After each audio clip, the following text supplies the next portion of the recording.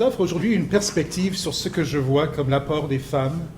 J'emprunte sciemment ce vocable à ma collègue Thérèse de Saint-Gelais, à une importante tradition de satire visuelle au Québec. Et je m'excuse d'avance à toutes les répétitions que j'ai faites de ce texte. J'ai biffé des voyelles, ma prononciation se promène partout. Je n'arrive pas à le contrôler, donc je vous l'annonce et puis voilà. Alors c'est un sujet que j'élargis aujourd'hui pour regagner après tout une notion du Canada, tout en abordant cette notion de satire visuelle, pour y regrouper à la fois des manifestations caricaturales ou graphiques, comme on le voit à l'écran à gauche et au centre, avec ces réalisations plus récentes, comme à la droite, qui m'intéressent du point de vue plus large, plus récent peut-être, de la satire visuelle. Je m'expliquerai plus tard. Mon point de départ est donc, ça marche, cette paire d'œuvres de Panet et de Kaiserman que j'ai eu le privilège de croiser à partir d'autres contextes, à partir d'invitations. En 2008, j'ai été invité à présenter une conférence emblématique de ce que pourraient devenir les études sur la caricature et la satire graphique au Québec. Ayant déjà examiné de près le moment très particulier d'une première pratique caricaturale au sujet de James Wolfe lors de la bataille de Québec en 1759, ayant complété un mémoire au sujet d'Henri Julien, une thèse sur Robert Lapalme, j'ai connu un nouveau point de départ, une enquête menée sur le moment historique et culturel de 1811 qui donne lieu à cette image de Pierre Aimable de Bonne, un charmant juge au corps de cocu, comme le voyez. À prime abord, une question très old school. Fallait-il considérer ce dessin comme étant de la main de Louis du Lompré ou de William Berksey? Mais une autre hypothèse se formait rapidement grâce au catalogue de l'exposition Berksey que Mary Allody avait organisé en 1991. À la fin du catalogue, Allody attribuait plusieurs œuvres aux différents membres de la famille de l'artiste en identifiant pour quelques-unes d'entre elles la main de Louise Amélie Panet, jeune amie de la famille qui se marierait éventuellement au fils de William et Charlotte Allemand Berksey. Jamais je n'oublierai ce moment de septembre 2008, alors que je tenais entre mes mains la copie originale de ce calepin aux collections spéciales de l'Université de Montréal. Rempli de pages qui sont bel et bien signées de Panet, ce calepin porte sur sa couverture une œuvre qui pour moi est à caractère caricatural et qui s'avérerait être, possiblement donc, la toute première de la sorte qu'on connaisse du moins, de la main d'une artiste femme travaillant à ce qu'on appelait alors le Bas-Canada. Et voilà une œuvre qui se rattache à la vie privée, qui nous oriente sur le grand chantier qu'il y a et qu'il faudra encore développer pour aller plus loin. Tout ce vaste territoire des journaux intimes, de la littérature épistolaire qui, je le crois fermement, nous dévoilera un jour tout un répertoire de créations caricaturales et satiriques au 19e, 18e peut-être, 20e siècle certainement, à partir très souvent de ces marges dont il est question aujourd'hui. Mon deuxième point de départ était l'invitation à remplacer ma collègue Esther Trépanier au colloque du Réseau des études sur les artistes canadiennes, on a mentionné le QAHI, qui s'est tenu à Kingston en 2015. J'étais à la recherche d'œuvres autoportraits par des femmes artistes au Canada. Les ressources du laboratoire numérique des études sur l'histoire de l'art au Québec m'ont permis d'identifier, à partir de mes propres recherches sur la satire graphique, une eau forte que j'avais documentée en 2007 au Musée des Beaux-Arts du Canada, une œuvre réalisée par Gita Kaiserman, plus tard Gita Kaiserman-Roth, et c'était grâce à la numérisation d'une feuille de commentaires que l'artiste avait rédigée en avril 1992, alors qu'elle s'adressait à Rosemary Tovell, conservatrice alors des estampes et des dessins canadiens au Musée des Beaux-Arts du Canada. Tovell préparait alors l'acquisition de 12 estampes de Kaiserman pour la collection du musée. La feuille de commentaires de l'artiste est annexée à l'argumentaire que préparait la conservatrice. Parmi tous ces commentaires, en voici une qui, pour moi, explique l'image que vous avez à l'écran. Je traduis tout en citant, mais je vous le donne aussi. Durant les années de la guerre, donc, disait Gita Kaiserman, j'étudiais à New York et l'été venu, je rentrais à Montréal pour travailler dans les usines de guerre. Je travaillais les postes de nuit, the night shift, comme les postes de jour. Cette eau forte est un autoportrait, dans un rêve, à propos de la vérification des obus que je faisais. Mes pieds sont dans l'eau. Les obus ont des ailes et volent ici et là, et cela donne à l'eau forte une qualité surréelle. Fin de la citation. Un autoportrait dans un rêve, dans un espace marqué par une certaine affiliation au surréalisme, je veux bien, mais aussi un espace dont la structure narrative n'est pas sans nous évoquer, par exemple, les débuts de la Renaissance. Autoportrait en 3 temps, en 3 étapes peut-être. À l'avant-plan, Gita Kaiserman, ainsi qu'elle se nomme encore, en 1943, elle n'a que 18 ans. Ses pieds sont effectivement dans l'eau, elle est debout ou elle est assise, devant un tapis roulant. Elle fait l'inspection d'obus dans une usine de guerre. S'agit-il de la British Munitions Factory à Verdun, usine inaugurée en 1916, relancée par Defence Industries Limited en décembre 1940, telle qu'on peut l'imaginer à partir du matériel promotionnel produit pour l'ouvrage rédigé par l'auteur montréalais David Fenario et publié en 2014 sous le nom de Mother House. La photo en couverture nous permet de faire la correspondance avec certains aspects de l'eau forte de Kaiserman. Les employés, qui finalement se chiffrent autour de 6800 personnes au plus fort de la production chez Defence Industries, revêtent les mêmes salopettes au col large que nos 3 Gita. Leurs têtes sont couvertes de capuchons blancs qui encadrent les visages qui s'apparentent bien à celui qui nous accueille 3 fois dans Poste de nuit. L'argumentaire préparé par Rosemary Tovell en 1992 nous rappelle le contexte global des années de guerre pour une artiste comme Kaiserman, et je la cite de nouveau. Parmi les artistes actifs pendant la Seconde Guerre mondiale, Gita Kaiserman se démarque par l'iconographie qu'elle constitue à partir de commentaires sociopolitiques mordants au sujet de la guerre. Et c'est ce qui confirme pour moi l'intérêt qu'il y a de considérer son œuvre comme relevant d'une approche satirique. Je continue avec la citation de Tovell. Son activisme politique et sa conception du monde ont été acquis pendant ses études à New York entre 1939 et 1944. Là, elle étudiait auprès d'artistes de la gauche. Les estampes réalisées par Kaiserman Roth en 1943 et 1944 nous viennent des tirages réalisés lors de cours de gravure à l'Art Students League. Parce qu'elle n'avait qu'un accès limité aux équipements pour la gravure, elle ne pouvait tirer que des éditions très limitées qui n'auraient pas dépassé les 8 exemplaires. Ces estampes n'étaient pas vraiment destinées à la circulation commerciale, donc quelque chose de privé, là, et avec l'exception de postes de nuit, exposés au Salon du Printemps à l'Art Association de Montréal en 1943 quand même, n'ont jamais été exposés. Tovell, Stéphane la citation, elle rappelle par la suite que les estampes de Kaiserman avaient été dévoilées au public montréalais pour la première fois dans l'exposition Peintres juifs et modernité présentée en 1987 par le Centre Sadie Bronfman. On se souviendra que cette exposition marquante avait été organisée par Esther Trépanier et qu'elle a reformulée en 2005 dans l'exposition Peintres juifs de Montréal, témoins de leur époque, 1930-48.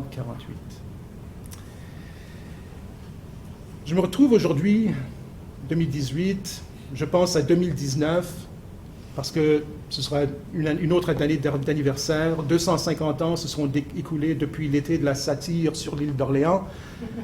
40 ans depuis la publication de la seule histoire complète de la caricature au Canada entier, l'ouvrage The Hecklers, les railleurs si on veut, rédigé par le caricaturiste Terry Mosher, qui travaille encore sous le nom de plume d'Aislinn à la Gazette à Montréal, et par le journaliste Peter Debarra. Ouvrage qui, malgré toutes ses qualités, ne faisait aucunement état de l'apport des femmes. Il faudrait mettre ce volume à jour. Mais pour ce faire, il faudrait qu'on tienne compte de ces apories et qu'on se serve maintenant de tous les outils de recherche qui se présentent à nous. Depuis le temps de la colonie britannique jusqu'aujourd'hui, la culture visuelle, politique et sociale au Canada a été grandement enrichie par la satire graphique et, je veux y travailler, par l'apport des femmes. Dans les années à venir, il nous faudra tenir compte des problèmes structuraux qui continuent à marquer ce champ d'études. Il nous faudra établir le rôle des femmes en tant que praticiennes, productrices et consommatrices de la satire graphique au Canada. Je me permets de détailler ce que je veux dire en pensant à 2 grandes périodisations. D'abord, pour la période qui s'étend des temps coloniaux jusqu'à grosso modo la Seconde Guerre mondiale, il nous faudra compter sur des études d'ordre sociologique qui pourront rendre visibles les rôles des femmes dans la création, l'impression et la diffusion de la caricature. Il nous faudra aussi des enquêtes détaillées qui tiendront compte des sources privées, semi-privées, les journaux intimes, les productions épistolaires, les manuscrits de toutes sortes, où se croisent l'ensemble des genres textuels et qui pourraient nous permettre de reconstituer les pratiques de dessin ou d'écriture qui ont reconduit ou qui ont innové vis-à-vis des modèles de satire graphique imprimés en vigueur au Canada. Alors que les femmes ont eu accès à la formation professionnelle vers la fin du 19e siècle et qu'elles ont commencé à participer aux structures des arts visuels au Canada, nous devrions aussi rechercher l'expression satirique qui se serait investie ou qui se serait écartée de ce qu'on appelle les beaux-arts. Les manipulations de la peinture et de la stampe, par exemple, qui auraient indiqué qu'une combinaison de critique éthique et d'humour signalant le fonctionnement de la satire aurait été à l'œuvre. En ce qui concerne les communautés qui constituent, à la faveur de vagues continues d'immigration forcée ou volontaire, les palimpsestes diasporiques de la société settler qui se greffent sur les territoires des Premières Nations et des Inuits, il y a aussi un travail vaste à faire sur la caricature et la satire graphique dans les communautés imaginées par les codages linguistiques des technologies de l'imprimé, communautés qui ne relèvent pas des seuls rêves linguistiquement codés par le français et l'anglais. Si je tiens ceci comme un des principes d'une histoire de l'art des territoires regroupés sous les vocables Québec-Canada, je le tiens aussi et surtout pour toute révision de l'histoire de la satire dans les arts visuels, notamment puisque la satire visuelle ou graphique ou la caricature vient creuser et interroger, résister, reconduire parfois, surtout décrire les relations de pouvoir qui s'incarnent dans les répartitions sociales fondant le terrain de toute enquête qui serait éventuellement intersectionnelle. Sur le chemin qui nous attend, nous pourrions nommer des réalisations comme par exemple Emily Carr, qui est devenue formidablement iconique et qui a aussi façonné des images satiriques dans ses calepins personnels ou dans les journaux comme pour la Victoria Times Colonist, ou encore Peggy Nichol, à la revue New Frontier, parmi bien d'autres exemples d'artistes dont les travaux suscitent des questions quant aux relations entre la caricature, la satire graphique et l'adoption de stratégies modernistes dans les arts visuels. En général, les femmes ont eu beaucoup de difficultés, Mira nous l'a bien expliqué, à percer la domination masculine qui a caractérisé le métier de caricaturiste dans les journaux, avec quelques exceptions notables, et j'ajoute celle-ci que nous a donné le bulletin de l'Assemblée nationale en 2016, l'exemple de Daline Coutier dans les années 1960. Dans un grand deuxième temps, je pense au champ des arts visuels après la Seconde Guerre mondiale, alors que les relations de l'artiste aux moyens de diffusion de la satire subissent des transformations, des mutations, des déplacements sur d'autres dispositifs. Et ici, j'ai en tête des artistes tels que Ingrid Baxter, une moitié de Anything Company, ou Joyce Wieland, ou Shelley Nero, Women with Kitchen Appliances, Les Fermières Obsédées, Julie Doucette, bien nommée, Diana Thornycroft, ou encore Shari Boyle, qu'on verra à la galerie de l'UQAM à partir de demain dans l'exposition Earthlings Terriens. Travailler depuis Panet et Kaiserman jusqu'aux Fermières Obsédées, c'est, je crois, donner place et voix à ces figures que les artistes ont rendues visibles, que ce soit par le dessin ou leur propre corps. Autant de manières de redevenir picture, comme nous le dirait W.J.T. Mitchell, de le rendre présente à nous et à celles et à ceux qui vont nous suivre, dans le travail de récupération et de reformulation par celles et ceux qui écriront l'histoire de l'art. C'est un travail qui est loin d'être facile. Les chemins de développement de carrière des femmes artistes, quel que soit le domaine artistique, ont depuis très longtemps été balisés par trop de barrières. C'est certainement vrai, comme on l'a vu, pour la profession de caricaturiste dans la presse d'aujourd'hui. De manière historique, les femmes ont eu moins d'accès au poste de caricaturiste et maintenant, alors qu'on voit du progrès, le métier est en profonde mutation et menace, alors que les conglomérats de journaux se dispensent de plus en plus même d'avoir des postes de caricaturistes. Cependant, on peut penser à Sue Dewar, qui a longtemps été attitrée au quotidien The Sun de Toronto, qui a finalement pris sa retraite dernièrement devant le rétrécissement économique opéré par ses propriétaires québécois et ensuite par Postmedia. La Canadienne Anita Kunz est l'une des artistes caricaturistes à se tailler une carrière aux États-Unis où elle s'est fait remarquer depuis une vingtaine d'années par ses nombreuses unes à l'hebdomadaire New Yorker. En même temps, les expositions comme La Voix des images, organisées par Virginie Jourdain et Hugo Santerre, et présentées à la Centrale l'automne dernier, nous rappellent à quel point les artistes travaillant au Québec depuis les années 70 ont elles-mêmes confronté et redéfini les territoires d'action et de diffusion de leurs œuvres, investissant tous les champs de la culture visuelle, depuis Mira Falardeau, dessinatrice pionnière et historienne pionnière de la pratique caricaturale québécoise, jusqu'à Diane Obomsawin, investissant les lieux de l'édition et du cinéma. On pourrait parler de résilience, d'adaptation, alors que le métier se réorganise à l'heure qui fait déjà histoire de l'Internet et des réseaux sociaux. C'est justement dans ce milieu qu'on voit depuis quelques années prendre de plus en plus place dans la conscience collective les œuvres de l'artiste de Vancouver, Pia Guerra, avec qui je propose de terminer ce tour d'horizon. Privilégiant un style qui la rattache étroitement au milieu de la bande dessinée et des graphic novels, Pia Guerra se démarque par des images qu'elle circule librement et souvent via Twitter et Facebook.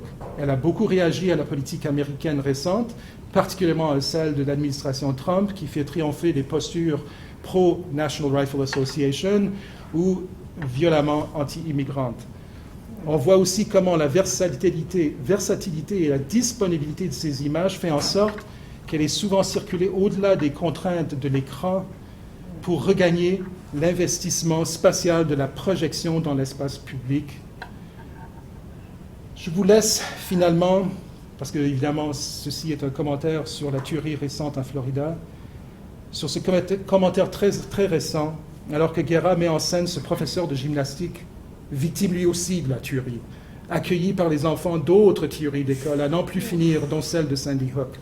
Cette image nous montre que les artistes travaillant au Canada n'ont cessé d'absorber et de réfléchir et de faire les leurs et les nôtres, les conflits qui se sont tissés dans nos histoires nationales et transfrontalières depuis le temps du contact jusqu'à aujourd'hui. Pia Guerra, plus récente d'une lignée distinguée d'artistes qui remontent au moins, mais on espère prouver plus loin que Louise-Amélie Panet, nous signale que ce travail de réflexion, d'arrêt sur image, d'arrêt sur la société par l'image, est un travail que nous avons toutes et tous à faire et qu'elle est loin d'être achevée.